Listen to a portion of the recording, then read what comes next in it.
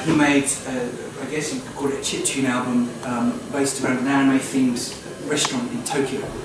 And I heard one of the tracks and thought, Christ, that's amazing. So I wanted to animate to it. And so it features David Tennant, the galaxy's fastest panda.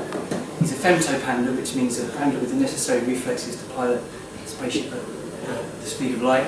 And the second one was made at an animation residency in Wales, at the University of Wales. And it's called Verse, and it's creation myth. I'm really interested, I'm not religious at all, but I'm really interested in creation myths.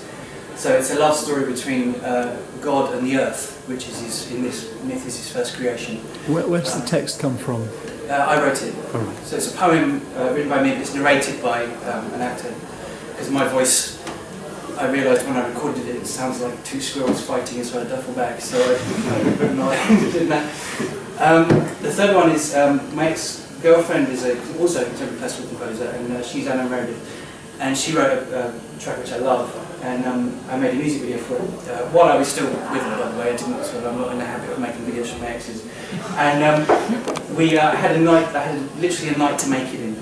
So actually, it's not an animation at all, it's a glove puppet, live action glove puppet piece. For our purposes, that's animation. That's wonderful, wonderful, wonderful.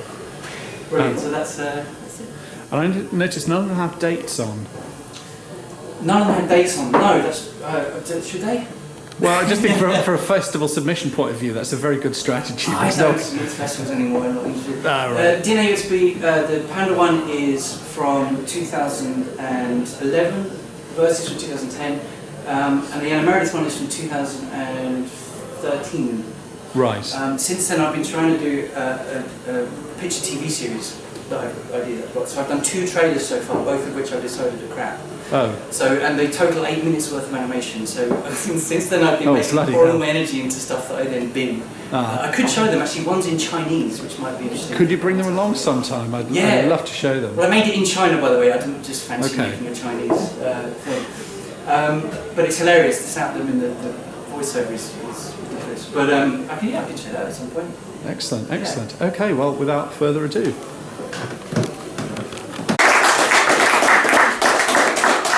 Just want to ask Tony a few questions. Was the light reflections done in real time?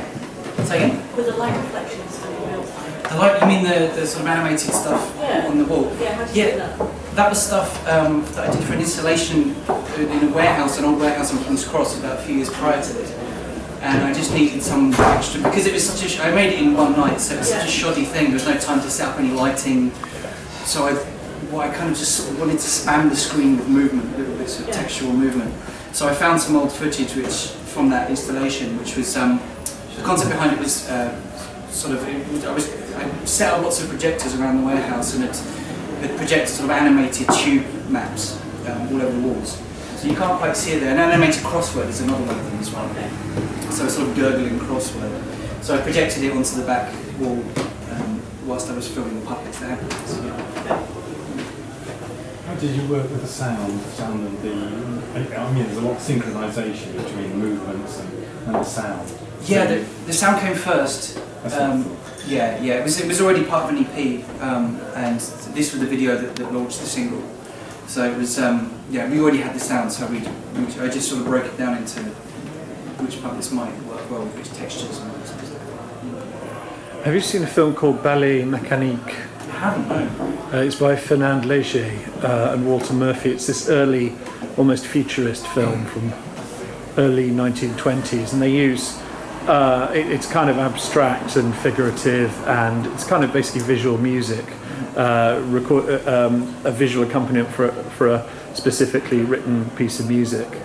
And they also use household objects, mass-produced household, but kind of in close-up, so you're not quite sure what it is you're watching. And you should definitely check it out. I think you might like it. Brilliant. Any other questions? Right. Ladies and gents. Next up is Little Elephant by London Animation Club regular Kate Jessup.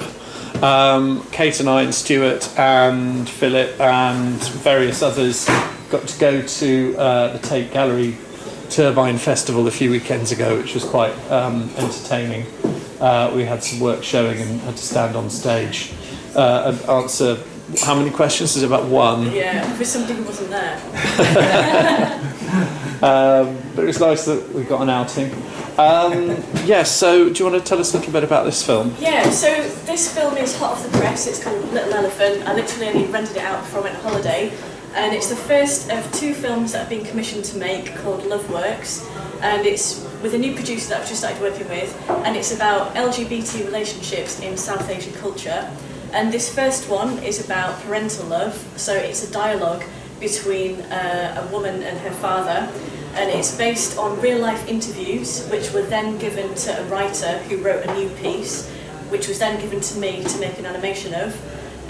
So this one is about parental love. The second one is about first love. And I just literally came back from Wolverhampton, where I was recording the voiceover for that yesterday. So that's about like 2 teenage boys. So the second one is quite, it's a bit more light in tone. It's a bit more sort of comedic. But this first one is a bit more sad.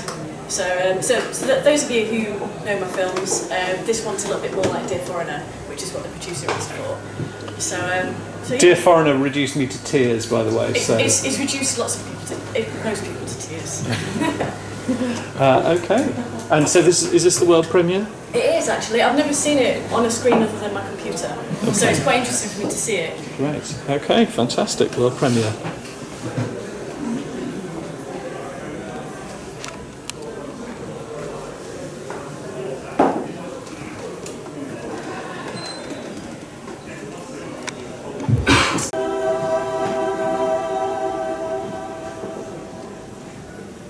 Sorry, there's lots of credits. It's people need to thank. Any questions for Kate?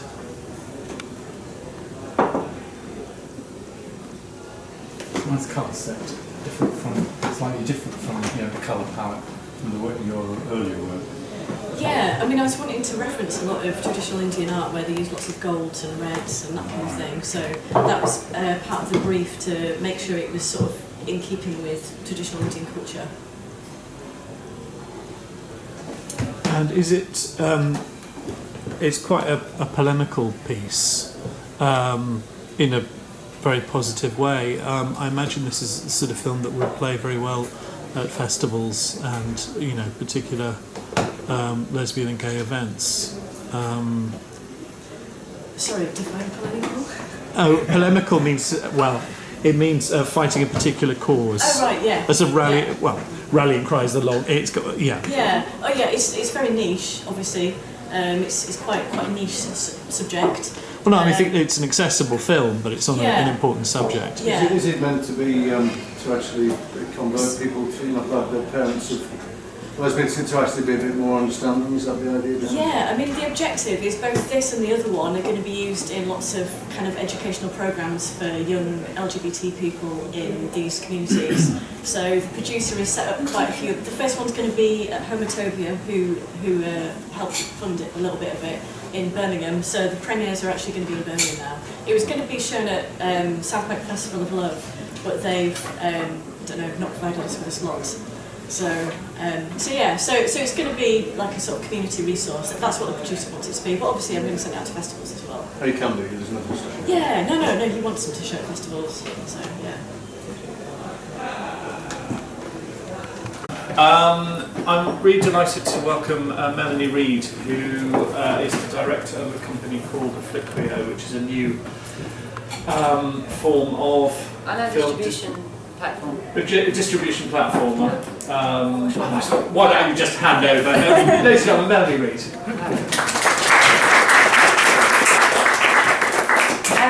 So it's pronounced Fliquio, and it's spelled, which is important because if you want to look it up, it's FLIQ.io. So we basically specialise in distribution of high quality short form content. There are 2 problems we're trying to solve. One is that we want to make it really easy for people to find high quality short form content, and we want to help filmmakers to reach wider audiences and earn revenue. So the easiest way to describe it is a little bit like a private Vimeo staff picks. for industry people.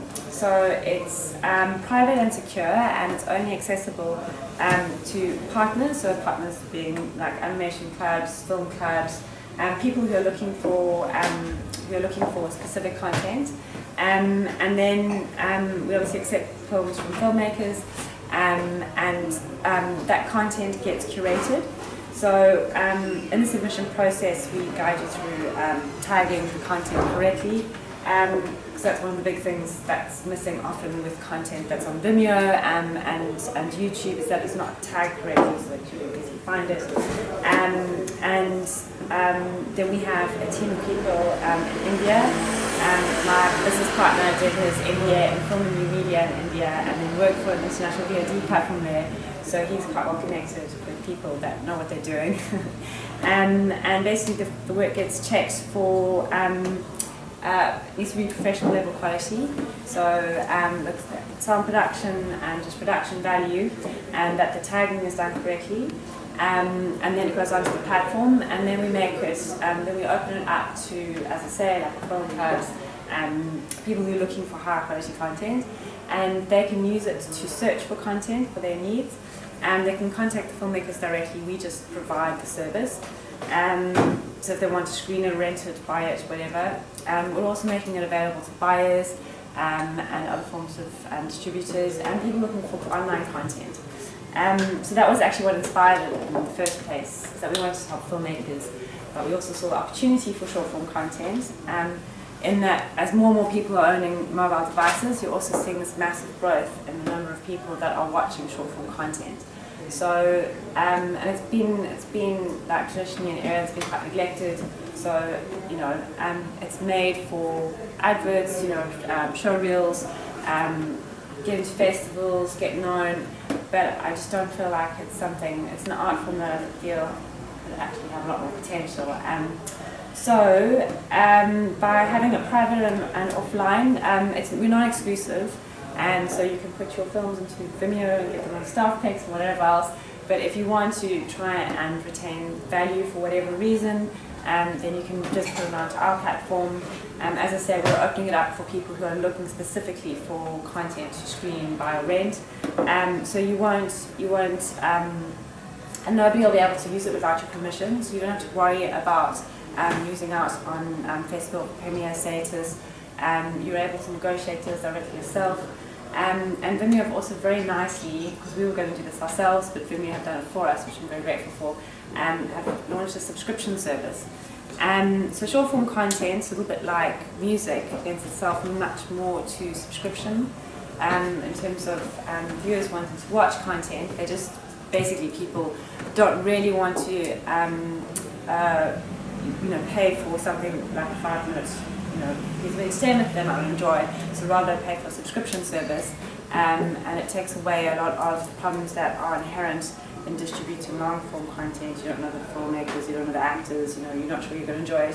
Short-form content is much more disposable in terms of you can go through it quickly if you don't want to watch it, or you can carry on watching it. So commercializing it's a lot easier if we curate it correctly. So again, that's through the tagging process.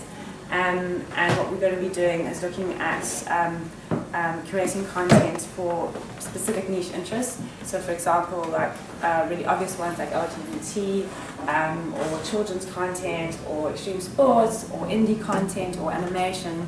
A little bit like, a lot of that's happening on Vimeo already, but the idea is that we want to get people paying for content. So the subscription rates will be very low. We share 50% of the, because we're going to be competing with, in terms of people who use mobile devices, online gaming.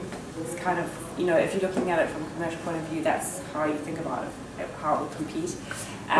So we've priced it accordingly.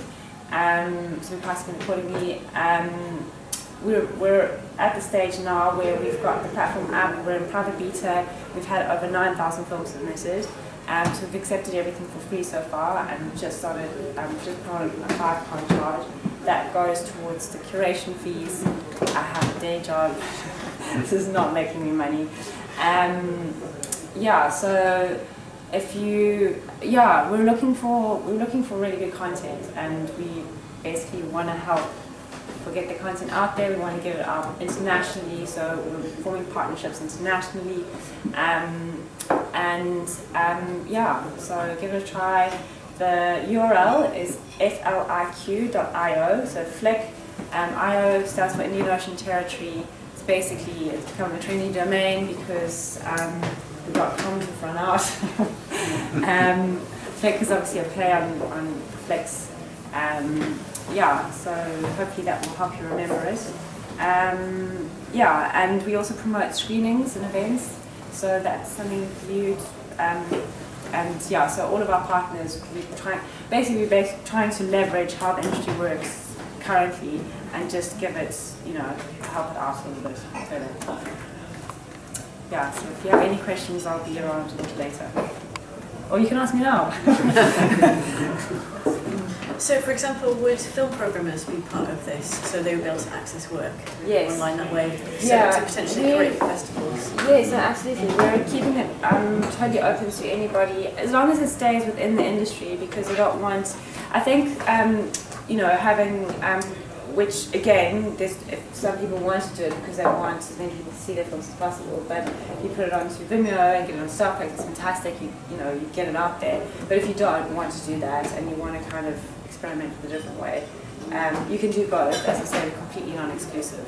But I've had interest from mobile providers, which I think is a really interesting one. But you know, we don't have enough content yet, and yeah, I think it needs to get a little bit further before we can start looking at things like that. But as I say, all the content, you know, you have control over where it goes. We do have, one of our partners comes from a distribution and sales agent background, so she's going to be looking at ways of distributing content further. So the idea is that we have, you know, getting into music festivals where they have film tents, just festivals generally. Yeah, and then, you know, more traditional means, and then as I say, there's also like mobile providers and things like that. But yeah, we've also got very friendly legal, you know, legal terms, so you can read through them and make sure you're happy with it. Yeah, so that's it really. Just a quick question. What's going to be the experience for the viewer? Is it going to be a series of curated programs? So you mentioned, say, a program for children. Yes. Does that mean then children would actually have the same program, or one that's kind of, if you like, nuanced towards their own particular interest through a series of tags? So no, we're being really simple to start with. So we're just using Vimeo's subscription service, which means that we don't really have that many parameters to play with. So what we're trying to do is rather identify large interest groups. So children's content is a large interest group. We might end up having to segment it into different age groups, for example. But you know, you have a channel of children's content. So parents would pay £2.49, and using the Vimeo app, you can then download it, and you'll have a constant stream as we get more content and as it gets published. So from our side, it's completely automated. We set parameters. So say, so anybody who's using it as a partner, we term those people as curators, because as they search for content, they can add notes, they can add tags, and they can rate it. So then we start getting, we start like surfacing, you know, like it starts to add, yeah, exactly. Basically adds more data to it, so it makes it richer, so that it then becomes more usable, you know, in terms of segmenting and using it intelligently. Right. Yeah. So from their user experience, it will work with Vimeo and the Vimeo app. So if you haven't seen Vimeo on Demand, I mean, it's the same thing. It's just a subscription service. I think they're built mostly for series, but because that's how they advertise it. But it lends itself very well to this as well. So that's how we're going to be using it. Yeah. So the stage we're at now, private beta. We've got about 9,000 films. We're going to be getting those on. At the moment, if you try and log in or sign up, you're not really going to get anywhere because it's a private beta, but we are accepting content through Film Freeway. So if you go onto Film Freeway and search Strictio, you can submit. but we're just trying to get through this backlog. So we haven't been pushing. We haven't really been pushing, to filmmakers to say let's cut it. So when do you expect your full launch to be? Well, hopefully in a few weeks' time. Oh, right. Yeah. So we've got got a handful of partners that we've been working quite closely with, and so I'm demoing it to them, just making sure the user experience is, as slick as we can make it. We've had to use templates and things, which means that it's not going to be the most amazing experience we could have, but it will be a good user experience. We just want to make it as streamlined as possible and easy to use as possible. And once we feel like we've got that right, then we'll start accepting the films. And when you've got thousands, I'm sure I'm going to hit issues. We'll have to tweak it, carry on like that. Well, I hope you'll come back and tell us a bit more after it's launched. Yeah. Send us some posts and information to the Facebook page. So, at this stage, we still, as I said, from Freeway, you can send content through and we'll keep you updated. But yeah, I will definitely let you know. So. Right. Okay. Cool. Well, thank you very much. Sure.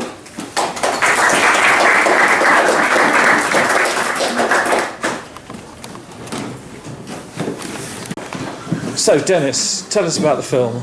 Well, like you were saying, after Tim Hope was here last month, and he was talking about quick turnaround in a lot of his films that he made in a day or two, I thought, well, that sounds like fun. I'll go and see what I could do about making a film in a day. And also, I do a lot of short corporate films for people, which, with the clients I get, at least usually involves trying to find ways of doing things that suit their expectations of quite a low budget, which means fast production techniques. I'm always looking for quick, economical ways to make sure films that might appeal to the clients. Also, I bought myself a Rostrum and a DSLR not long before, so I had a digital camera rigged up to an overhead Rostrum with a board underneath. I hadn't really put it to any use yet, so I thought I'd do something with it. Right. Oh, fantastic. So is this the world premiere? Yeah. Great stuff. Another. YouTube. If you don't count the YouTuber all across the world, it's the world premiere. Okay, fantastic. Is with us and has produced a new film. Tell us about it, Philip. No. I'll tell you after. Okay. Never disappoint. I'm glad I didn't get home. You really don't want to say anything about it. It's just. Well, except that I realised that nobody else in the entire history of humanity ever realised that Polish and Polish. So I thought I'd just bring it to once. I think it was last month. We had the managing director of Toon Boom at London Animation Club. I think it was it was last month.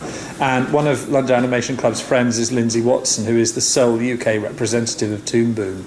And we had a Toon Boom event a while ago, and we actually had this transatlantic link-up going on.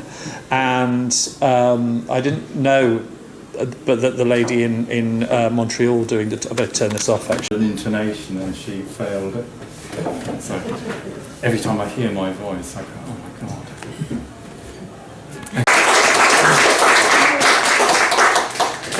Any questions for Stuart? Yes. Why didn't you credit Friedrich Wilhelm Murnau? You're supposed to know. You're supposed to know it's Pandora's box. Which films were they? It's all from Pandora's box. That's all right. Yeah, all the top left. Down, not from the DVD. Downloaded off YouTube. Really? So Was she a German actress? I mean, is that the case why she didn't become successful or more well known? Sorry, who? Is that a real person? Or is that Louise Brooks, American actress. Yeah, she was sort of very prominent. She died in 1984. In relative obscurity, yeah. I think the date is actually wrong. I think she died in 1983, but I think it scans back to 1984. Maybe they didn't because she's in obscurity. They didn't notice until 1983. Yeah, exactly. She was an American actress that worked a lot in Germany and did a lot of films with Murnau. in the 1920s, and she was sort of silent. But then when it came to this talkies, she didn't succeed? I don't think so, no. She was popular in France. She made 1 or 2 talkies there. Oh, right. Went back to America and didn't get used very much. She was the first person to dance the Charleston in London in 1925, something like that, apparently. Okay. Well, I hear tumbleweed. Anyway. Is based on when I was very frustrated. I just finished university and I thought my university had been useless. So, Which one was it? Stark, I thought. Which university? Thames, they call it the University of West London nowadays. It was Thames Valley University. And I was really frustrated. I felt I hadn't learned anything, so I decided to teach myself. And I was working in Sainsbury's as a shelf stacker at the time, and I decided to basically convert one of my dreams into a script. Because I'm one of those people that writes their dreams down. So I converted my dream into a script, and then turned that into a short film to teach myself what I felt I hadn't learned. And that Stark is the result now. I thought I might show Stark last. Stark is a film we showed here about a year ago, maybe a bit more, and we all loved it, and we were shocked to discover that David hadn't really done anything with it. We thought it was great, real sort of dystopian 3D modelling environments and characters and so on. Very, very well, dark and funny at the same time. Well, Life of Brian Criss is my old boss's script. Basically, we needed a project. Well, he wanted to work on a project between actual paid projects, and so he wrote a script which is the story he used to tell his son as bedtime stories, and he wrote a script to kind of introduce the characters, and that was Life of Brian Criss, and I loved it, and so it took 2 years to make this. I think the final thing is 5 minutes, but this is only a 1.5 minute trailer for it. But it took 2 years to make it because we were literally we were just working on it in between jobs or like 2 hours after work finished. It really was just kind of hobbling together of little bits and pieces. So if this is the trailer for it, and you've got the full-length film, why didn't you bring the full-length film? I don't have it because he's supplying it to film festivals. I don't have the full-length film. In these days, I don't have a copy of it. You will bring it. Yeah. You will get a copy, won't you? Please. Okay. All right. Fantastic. Some barriers and then you get to the next level. It would make sense. I play a lot of games. So. It sort of reminds me of video. Did you choose the Jan Tiersen for a particular reason, the soundtrack, or you've heard it before? Or? It's mainly because I find it a lot easier to come up with ideas while I'm listening to music, and that happened to be the soundtrack I was listening to when I decided to make the film, and I just kind of stuck with the soundtrack all the way to the final version. I would have loved to have had someone to make a soundtrack for me, but it was literally, I was working night shift at Sainsbury's. This was what I was doing in my spare time. So, yeah. So you were going through a hard time. The film starts with the creatures and the film is in a pixel. Okay. Was that part of the dream as well? There were all these other stories happening? In a dream, I never explicitly saw it, but the idea was that I was one of many trapped in little rooms, and I'd found that secretly, just behind the fourth wall, there was a way out. So So there could be a sequel or many more? I did. When I was writing the script, I did imagine a greater world and how this all fit together, but I never played any of it in film. Did you watch the film Cube? Yes, I did. And it was one of those times where I was like, someone's been like sneaking in and reading my diary.